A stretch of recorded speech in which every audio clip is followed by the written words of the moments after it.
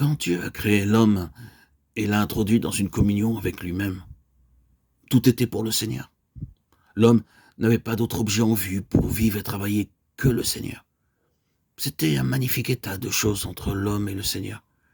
Et, semble-t-il, c'était le Seigneur qui venait marcher dans le jardin, à la fraîcheur du soir, pour recevoir ceux qu'il avait créés.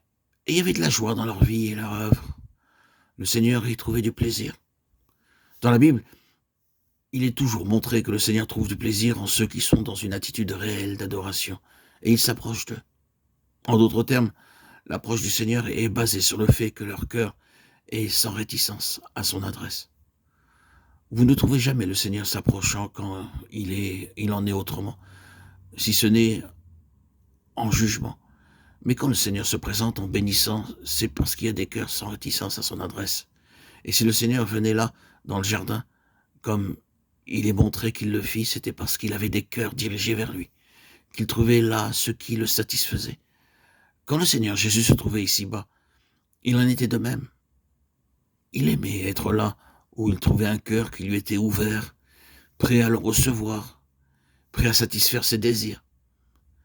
C'est la raison pour laquelle il allait si souvent à Béthanie. Il y avait là un cœur pour lui, pour le Seigneur. Il y avait un esprit d'adoration. Mais alors vint la terrible rupture. Et l'ennemi entra dans le jardin pour détourner l'homme de Dieu et l'attirer à lui. Mais comment? Et c'est ici une chose terrible à reconnaître. Il a amené les intérêts personnels de l'homme en vue, les propres intérêts de l'homme au premier plan, et lui a montré qu'il pouvait obtenir quelque chose, qu'il pouvait acquérir quelque chose. Jusqu'alors, c'était uniquement ce que le Seigneur pouvait obtenir, et maintenant la situation est que l'homme peut acquérir quelque chose. L'ennemi était à l'œuvre d'une façon profonde et subtile pour détourner l'homme de Dieu et l'attirer à lui. Et ainsi, introduisant l'homme dans une alliance avec lui-même, il le trompa et l'induisit à penser qu'il en retirerait le bénéfice.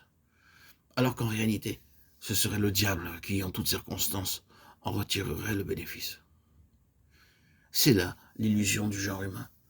Il s'était détourné de Dieu dans le but d'obtenir quelque chose. Un temps agréable, ce monde et tout le reste. Et à la fin, il découvre qu'il a été dupé, que le diable a tout eu, et lui par-dessus le marché. C'est là la tragédie et la tromperie. Mais vous voyez le point? C'était en vue de détourner de Dieu par cet intérêt personnel, cet égoïsme. Et cela a ruiné l'adoration.